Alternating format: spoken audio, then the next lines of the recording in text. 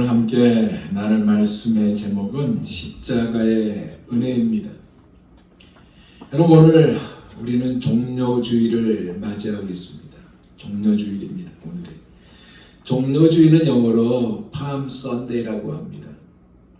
예수님께서 십자가의 죽음을 위해서 예루살렘에 입성하는 날을 즉 기념하는 절기가 바로 종료주일입니다. 바로 오늘이 그날이라는 거예요. 이날 예수님이 나귀를 타시고 예루살렘에 입성하셨을 때 많은 사람들이요 겉옷을 길에 펴고 종려나무 가지를 흔들며 이렇게 외쳤어요. 호산나 다윗의 자손이여 찬송하리로다 주의 이름으로 오시니여 가장 높은 곳에서는 호산나 하더라.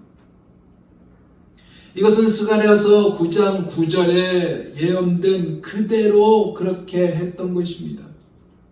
그래서 이날을 또 다른 말로 뭐라고 그러냐면 호산나 주일 그렇게 부르기도 합니다.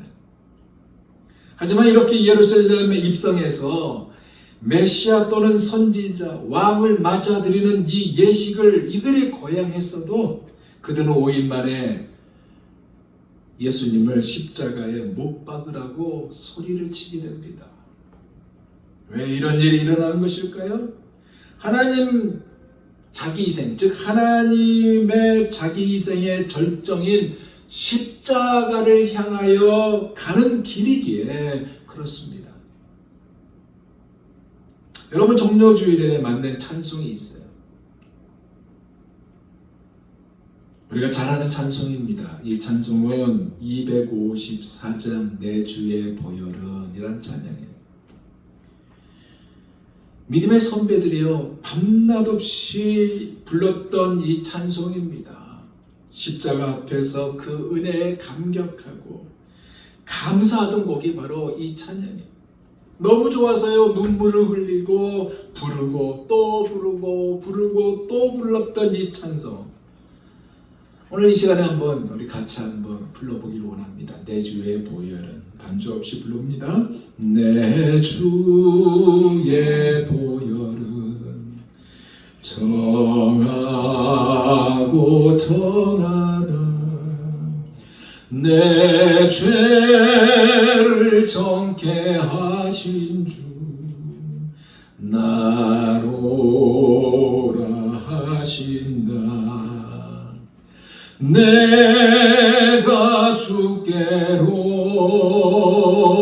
지금 왔으니 예수님의 보혈로 날 씻어 주소서. 약하고 주에도 약하고 주에로 주께로 나가면 힘 주시고 내 추함을 곧 씻어 주시네. 내가 주께로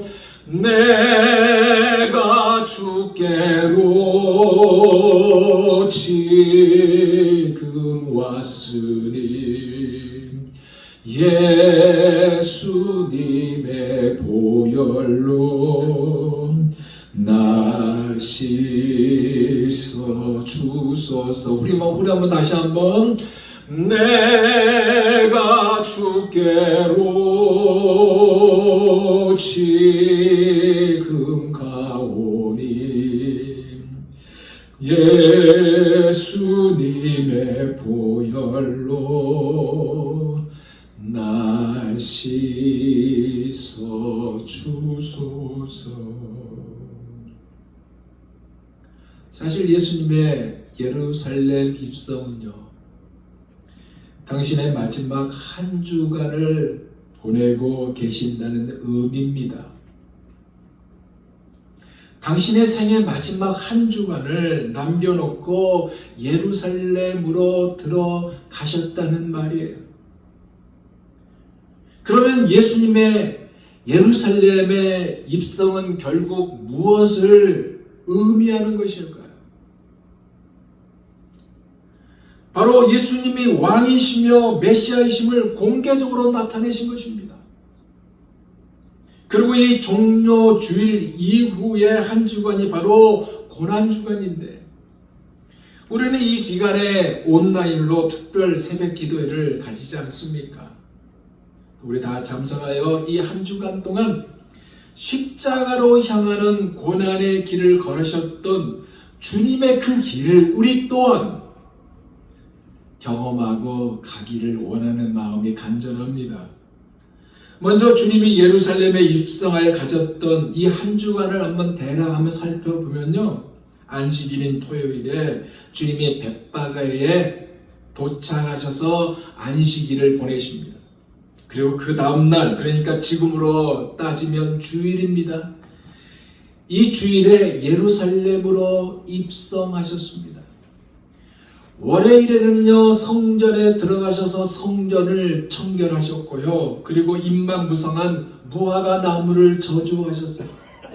그리고 화요일에는 성전에 들어가셔서 가르치셨고, 그 안에서 바리새인들과의 논쟁이 있었습니다. 그때 바리새인들이 이렇게 물어요. 너는 무슨 권세로 성전에서 이런 일을 하느냐라고 물었습니다. 그랬더니 예수님은 그들의 힐문에 뭐라고 답했냐면, 세례 요한의 세례가 하늘로서냐 사람에게서냐 라면서 이 질문으로 응수를 하셨습니다. 그리고 두 아들의 비유와 악한 종들의 비유를 말씀하셨고요, 화요일에는 가룟 유다의 배신이 등장합니다. 가룟 유다의 반역이 있었어요. 수요일에는 어떤 기록도 없습니다. 수요일에 관한 기록이 성경에는 없습니다. 목요일에는 제자들과 함께 최후의 만찬을 드시고 겟세마네 동산으로 들어가셨습니다. 거기서 기도하셨어요. 그리고 이 목요일 밤에 예수님이 체포가 되잖아요. 그리고 금요일 새벽까지 신문을 당하셨고, 금요일에 십자가에서 고난을 겪으시고 돌아가셨습니다. 토요일에는 어디 계셨겠어요? 무덤에 계셨어요. 그리고 주일에 우리 주님이 부활하셨습니다. 예수님은요, 예루살렘 입성을 위해서 나귀를 준비시킵니다. 두 제자를 보내요. 맞은편 동네에 가서 나귀를 끌고 와라.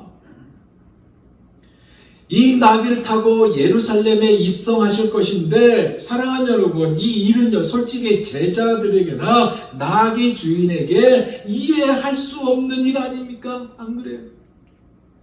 제자들이 의아했지 않았을까 하는 생각이 들어요.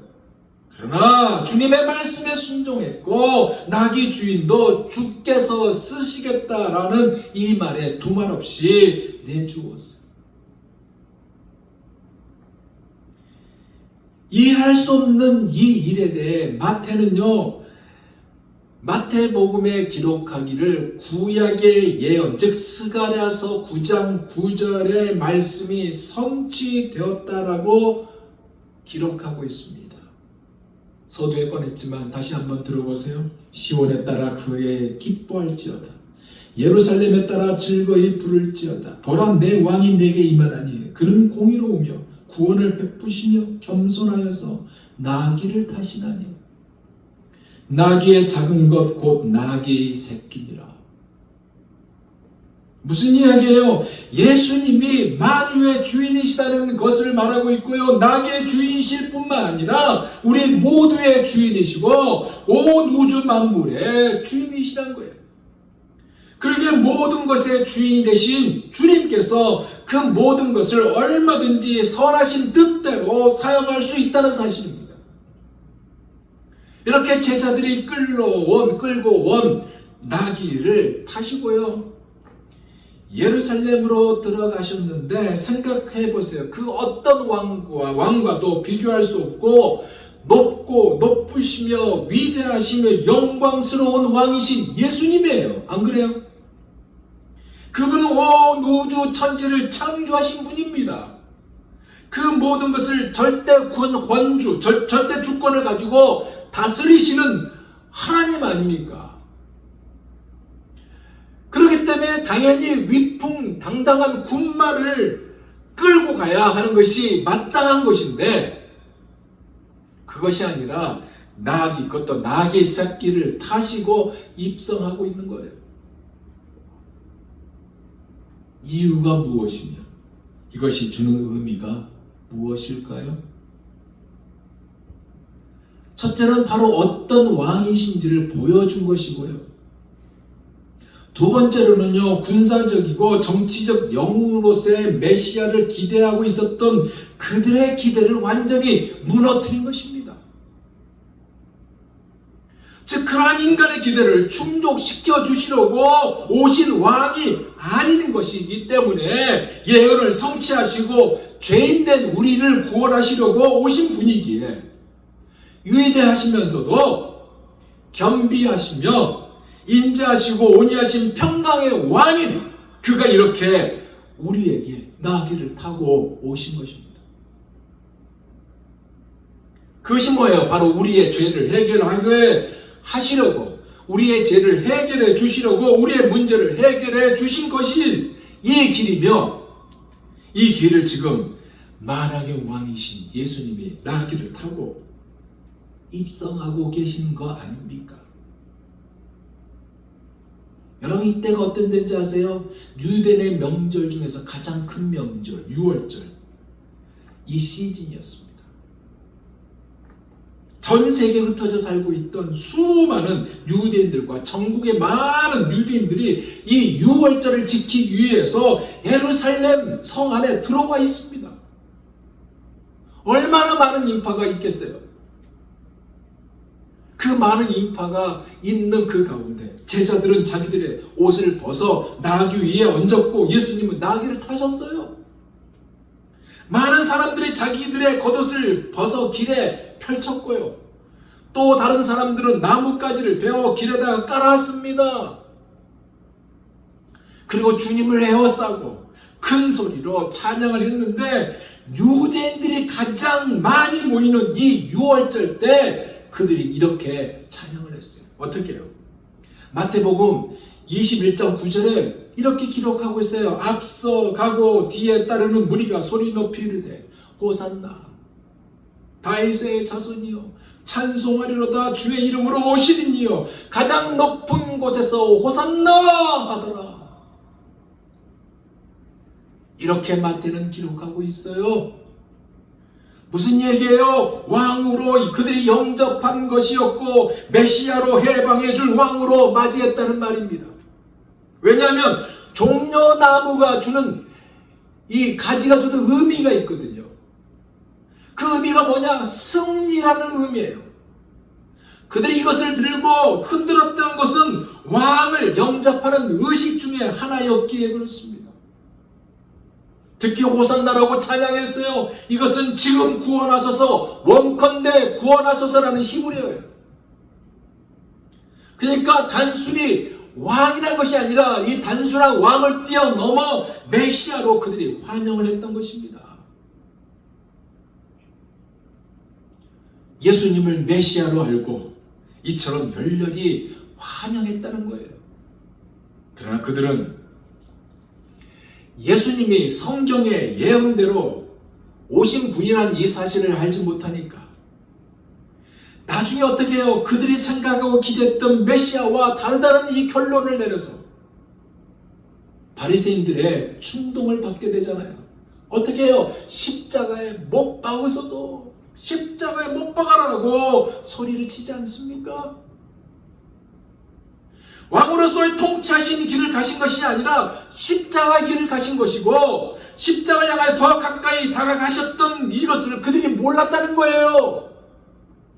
죄인들을 향하여 쏟아지는 하나님의 무서운 진노와 죄에 대한 참혹한 대가를 대신 받으시기에 십자가를 향하여 예루살렘에 입성했고 한 걸음씩 한 걸음씩 나아가셨던 것을, 아니 반대와 시기와 적대감과 음모로 점철졌던 이 상황을 주님이 안고 기꺼이 가신 거 아니에요?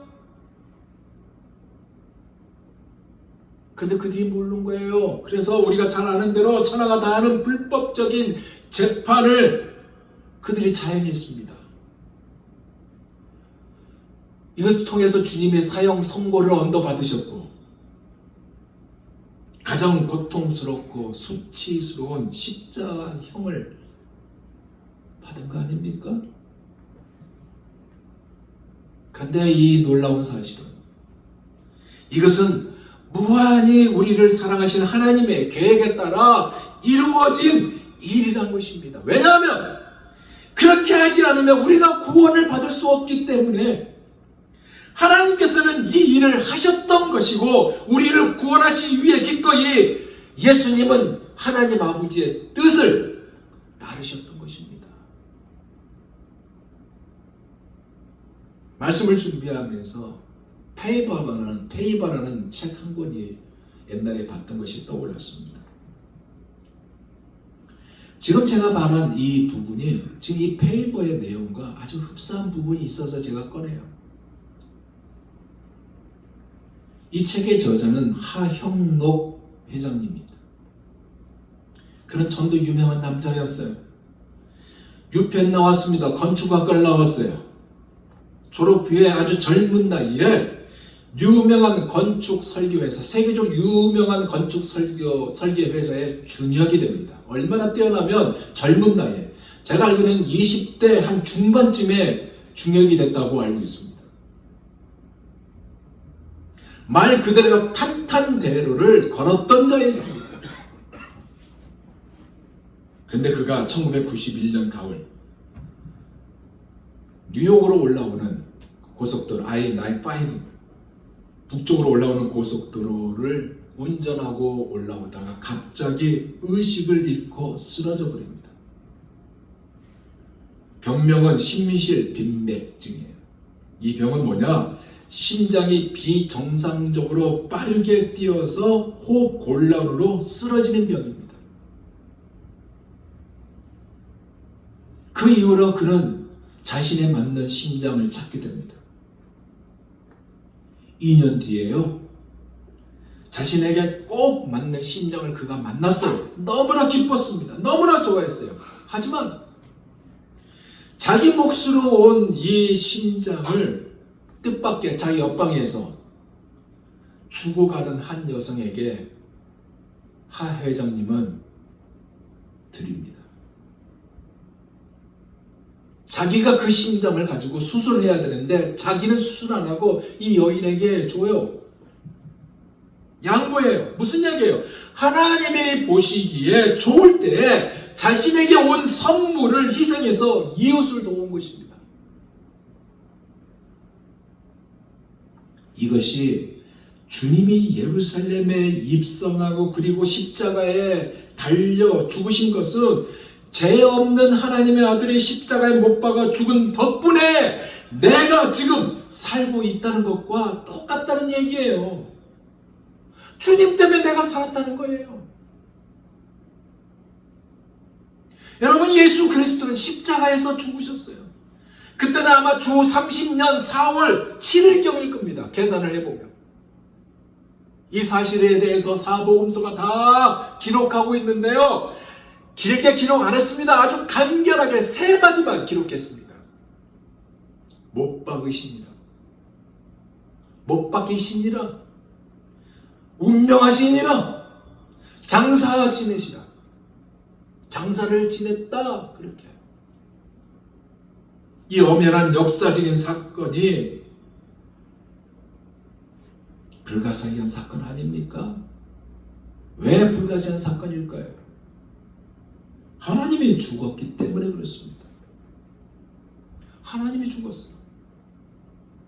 그러니 하나님이 죽었다는 이 사실은요, 어쩌면 예수 그리스도의 십자가 이것 또한 모순투성이라 할 수 있어요.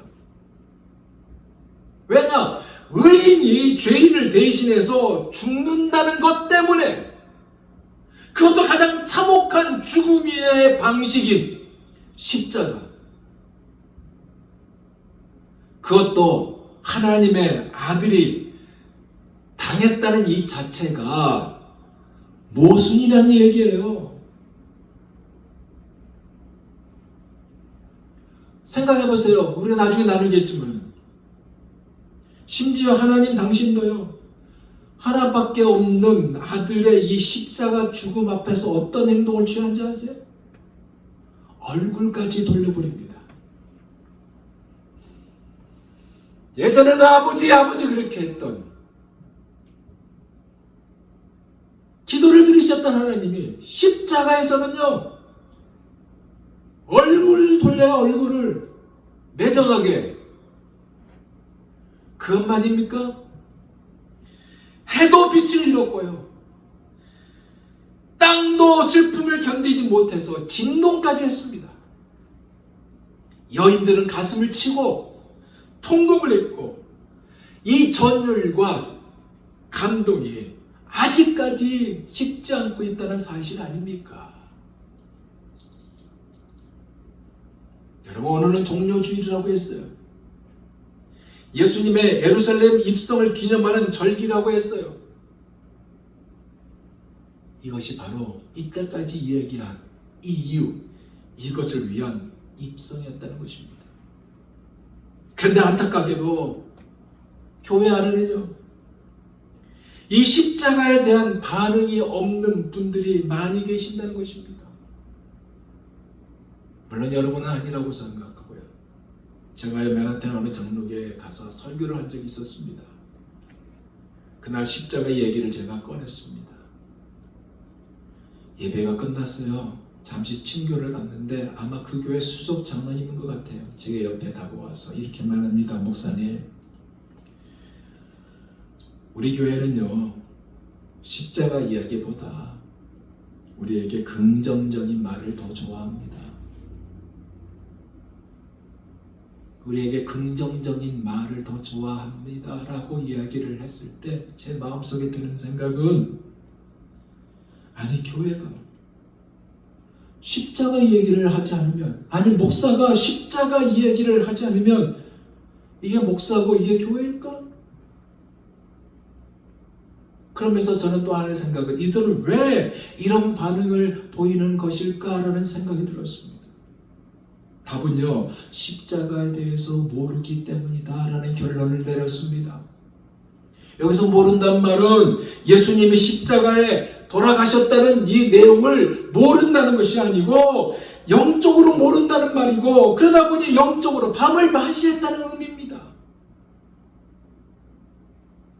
십자가에 담겨있는 영적인 의미와 은혜를 잘 모르고 신앙생활을 하고 있다는 말이고, 이것을 모르는 가운데 당연한 것처럼 교회를 다닌다는 말이에요. 하지만 사실 이것은 불행이고 비극 아닙니까? 십자가의 은혜는 하나님의 비밀인데 그 깊은 차원은 끝이 없고, 십자가 앞으로 나오면 나올수록 끝없는 새로운 은혜가 발견되고 계속 발견될 수 있는데, 이것을 모른다는 것이고 성령의 도움을 못 느낀다는 거 아닙니까?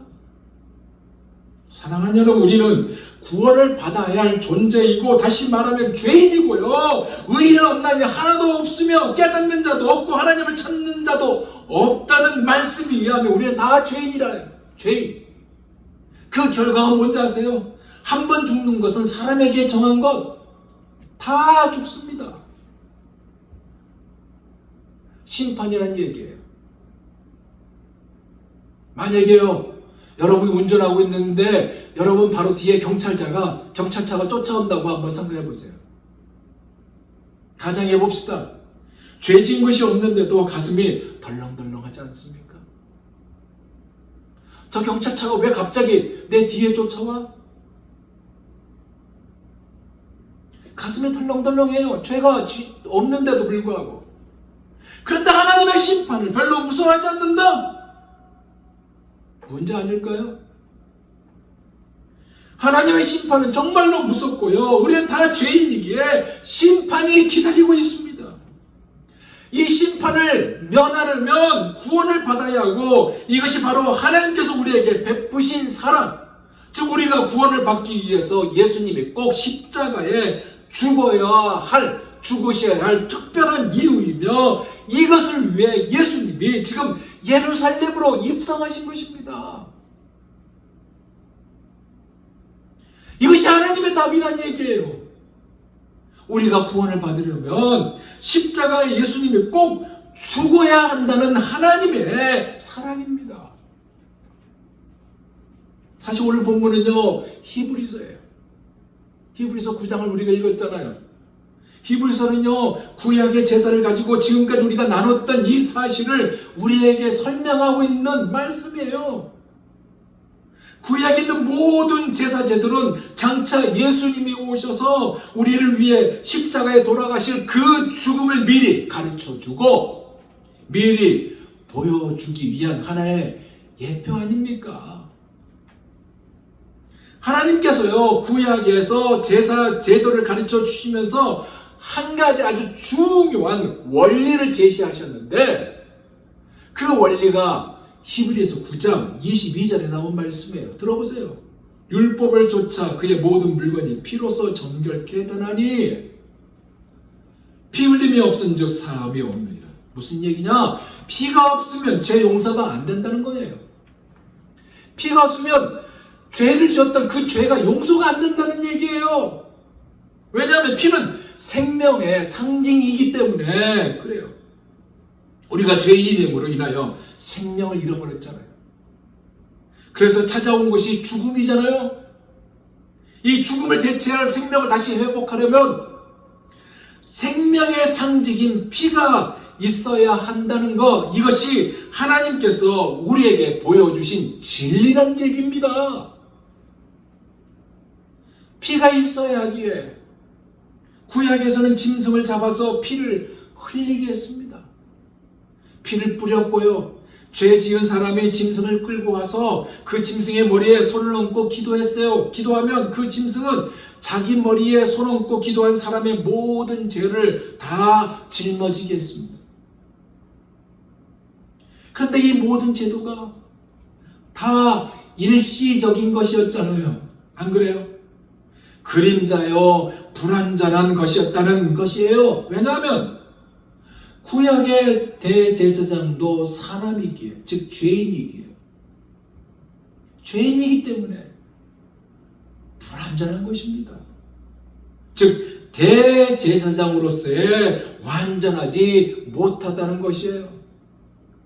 또 구약에 드리는 모든 제사 다 짐승의 피 아닙니까? 그러니까 일시적인 효력밖에 없었습니다. 그래서 따라서 죄를 범할 때마다 자꾸 반복해서 짐승을 잡았던 것입니다. 하나님께서는 이와 같이 불완전하고 일시적인 제사 제도를 계속적으로 하고 있기를 원치 않았습니다.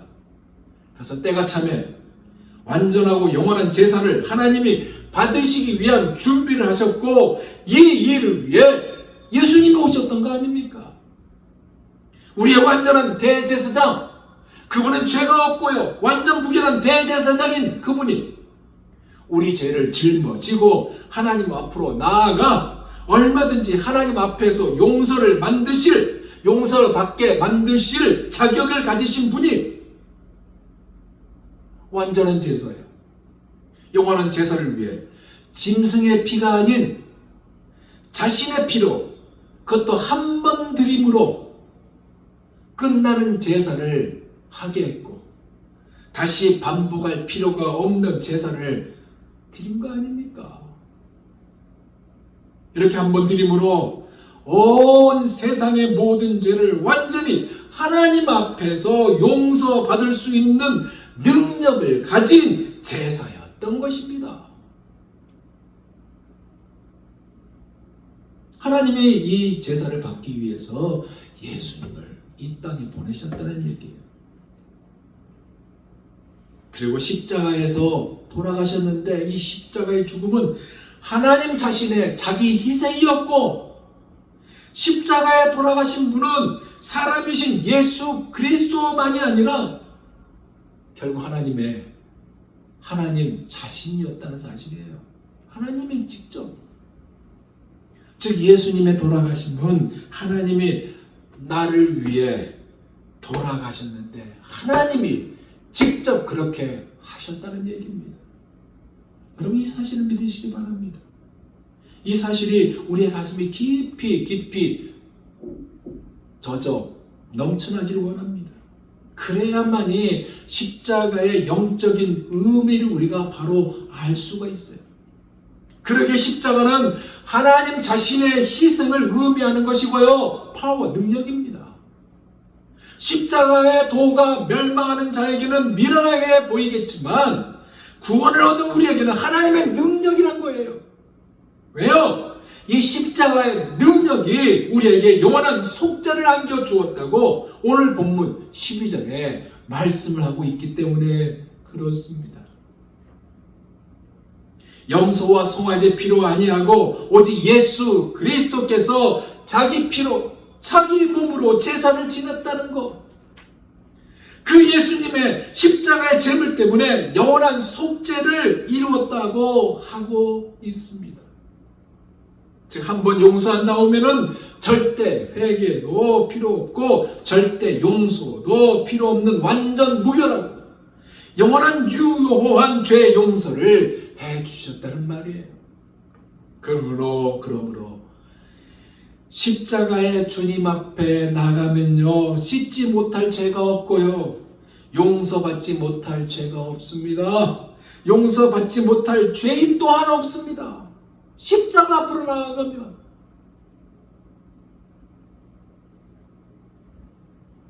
말씀을 맺겠습니다. 그러기에 십자가는요, 강하신 하나님께서 스스로 약해짐으로 죽음의 고통을 스스로 흡수해버린 신비한 사랑이 그 안에 흐르고 있습니다. 그 사랑이 우리가 한번 접하면 하나님의 사랑이 우리의 전부를 다 소유하게 만들어요. 이 가장 위대한 사건인 십자가를 위해서 예수님은 지금 예루살렘에 입성하셨습니다. 우리가 이 십자가의 은혜에 붙들리기를 원합니다. 그래서 가장 능력 있는 사람이 되기를 원합니다. 어떻게 해요? 누가 우리를 그리스도의 사랑에서 끊으리요?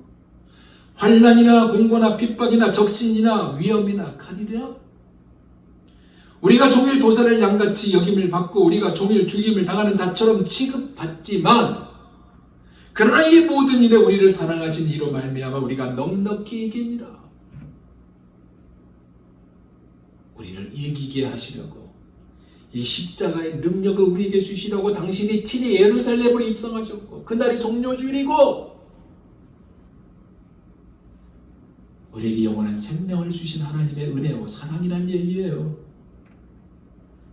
이 십자가 은혜를 우리가 내일부터 시작되는 고난주간을 통해서 다시 발견하기 원합니다. 잃어버렸던 은혜가 다시 회복되기를 원합니다. 우리 교회가요, 이 십자가의 감격, 십자가의 능력으로 뜨거워지는 놀라운 축복이 임하기를 예수 그리스도 이름으로 축원드립니다. 기도하겠습니다.